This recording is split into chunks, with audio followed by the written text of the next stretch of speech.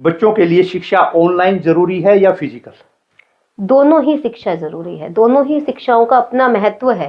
Physical में वो केवल इन चार दीवारी के अंदर जितने टीचर्स हैं उनके साथ डील करेगा। मोबाइल की रील्स का आपने जिक्र किया, आजकल एआई का जमाना चल रहा है। एआई के दौर में बच्चों के लिए शिक्षा ऑनलाइन जरूरी है या फिजिकल? दोनों ही शिक्षा जरूरी है, दोनों ही शिक्षाओं का अपना महत्व है। यदि हम बात करें ऑफलाइन, ऑफलाइन तो बहुत जरूरी है, क्योंकि जब आप फिजिकल एक्टिविटी में इनरोल होते हो तो बच्चे की कहते हैं ना हर तरह से, मतलब चारों तरफ से उसकी वो बूस्ट होता है, ग्रोथ करता है। जी जी। यदि हम ऑनलाइन की बात करें, ऑनलाइन इसलिए जरूरी है क्योंकि कई बार बच्चा बहुत दूर नहीं जा सकता। मान लो अब बहुत सारी ऐसी इंटरनेशनल यूनिवर्सिटीज हैं जहां पर आपको जाने के लिए बहुत ज्यादा आपका फंड लगेगा, लेकिन उनकी ऐसी उन्होंने क्लासेस अपॉर्चुनिटी प्रोवाइड की है ऑनलाइन के माध्यम से। जैसे कोविड के टाइम पर ऑक्सफोर्ड ने कितना, हार्वर्ड ने, बहुत सारी ऐसी यूनिवर्सिटीज थी जिन्होंने ऑनलाइन कोर्सेज देके जो 24 आवर्स जो पर्सन फ्री था बहुत कुछ सीख सकता था। तो दोनों ही पर्सपेक्टिव अपनी अपनी जगह, अपनी अपनी एक अहम भूमिका अपनी जगह रखते हैं। बच्चे की स्टडी के दौरान किस तरह का माहौल होना चाहिए? कई बार बच्चों को एक डर लगता है कि पता नहीं क्या होगा, कैसे होगा, उस चीज को कैसे वो फिर मैनेज करें? देखो, बीइंग अ टीचर हमारे पास हर तरह का बच्चा होता है। एक बच्चा ऐसा होता है कि आपके एक अक्षर या एक फॉर्मूले लिखने से वो सारा क्वेश्चन सॉल्व कर देता है। कई ऐसा बच्चा होता है, मीडियम बच्चा, उसको आपने 2 बार बताया और वो तीसरी बार आपको सॉल्व करके दे देगा। एक ऐसा बच्चा भी आपके पास होगा शायद उसको वो फॉर्मूला लिखना भी ना आए, यानी बैक बेंचर। हाँ, बैक बेंचर तो हमारे बहुत होशियार होते हैं, मैं तो ये कहूंगी। कई बार बहुत सारे ऐसे बच्चे, आपने आइंस्टाइन की यदि आपने कहानी सुनी हो, वो भी हमारे बैक बेंचर ही रहे थे। तो हम ऐसे, ये एक हमारी ना मेंटलिटी है कि बैक बेंचर है तो वो होशियार नहीं होगा, यानी वो फेलियर है। हाँ, वो फेलियर है। बट ऐसा नहीं है।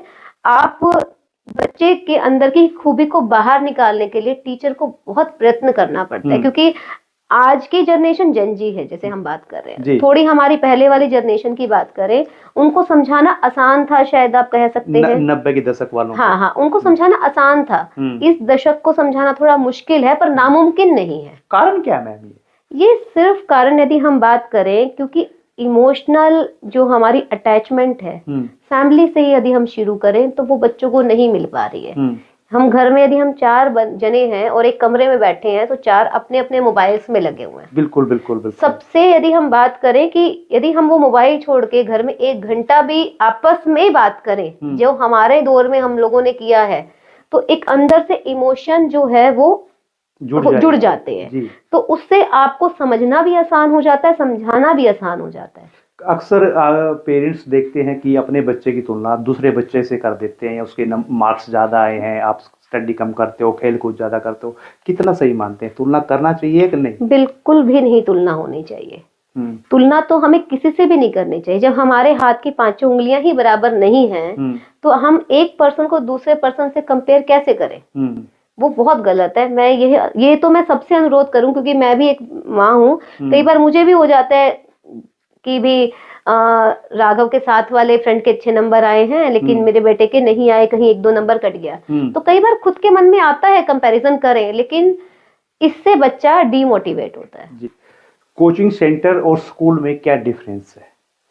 आजकल की यदि हम बात करें, वैसे स्कूल और कोचिंग सेंटर में डिफरेंस बहुत माइन्यूटली रह गया है, क्योंकि जो स्कूल का जो हम है, स्कूल को तो बीट हम कर नहीं सकते, क्योंकि स्कूल का काम है सर्वांगीण विकास करना, ईच एंड एवरी फील्ड में बच्चे को प्रिपेयर करना।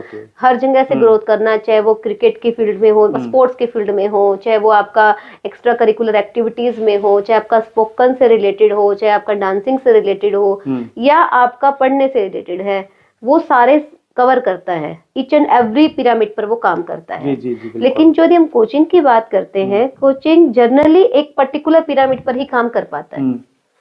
जैसे मान लो यदि बच्चा इंग्लिश पढ़ रहा है तो वो इंग्लिश पे ही फोकस करेगा, हिंदी पढ़ रहा है तो वो हिंदी पर ही फोकस करेगा। तो ये एक थोड़ा डिफरेंस है।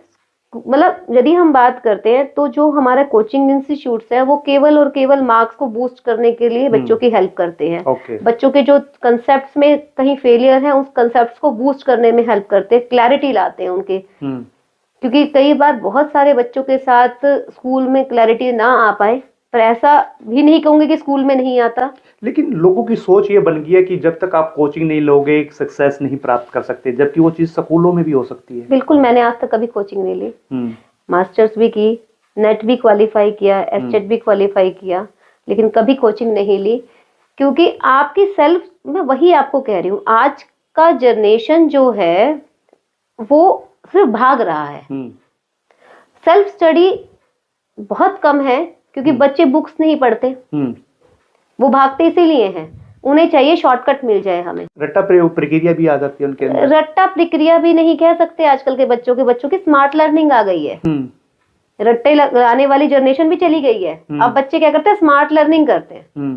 स्मार्ट लर्निंग के कारण क्या करता है बच्चा, ये कोशिश करता है कि इसका मुझे उससे भी शॉर्टकट मिल जाए, अरे इसमें से ना ये वाला पार्ट स्किप कर दे, इसमें ये वाला भी आ जाएगा। तो मतलब बच्चा हर चीज को स्मार्ट एक्स्ट्रा से एक्स्ट्रा करने की कोशिश करता है, और लिखने की आदत बच्चों की चली गई है।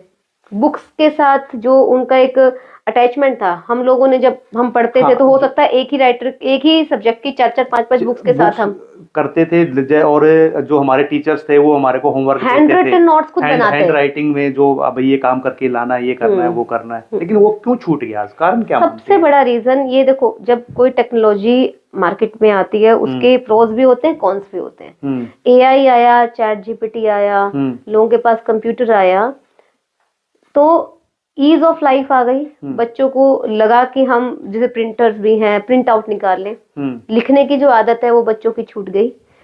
क्योंकि जब बच्चा एक बार लिखना छोड़ देता है तो उसकी वैसे भी ब्रेन की एक्टिविटी कम हो जाती है। ये मतलब मेरा मानना नहीं है, आप यदि आप यूट्यूब पे या कहीं भी आप गूगल पे भी आप सर्च करोगे, रिसर्च हुई है, हमारे टाइम पर जितने हम अपने दोनों हाथ से एक्टिविटी करते हैं उतनी हमारा ब्रेन एक्टिवेट होता है। जी बिल्कुल, उतनी ही हमारे ब्रेन की जो न्यूरॉन्स हैं वो काम करते हैं। लेकिन आजकल बच्चा लिखता नहीं है, वो नहीं लिखना उसकी ब्रेन की एक्टिविटी को जीरो बनाया जा रहा है, यानी धूमिल कर देता, वो याददाश्त कमजोर हो जाती है। याददाश्त, अब बच्चों का दिमाग, अब जैसे मान लो बच्चों को ये बड़ा याद रहता है कि हमारे टॉप 10 क्रिकेटर कौन चल रहे हैं, है ना, टॉप 10 यूट्यूबर कौन चल रहे हैं, मूवी कौन सी ट्रेंडिंग में है। तो बच्चे का दिमाग आजकल दिशाहीन ही होता जा रहा है। जो उसको एक्चुअल में जानना चाहिए वो नहीं जानता, लेकिन उस चीज के पीछे भाग रहा है जहां सारे बच्चे भाग रहे हैं। ये सबसे बड़ा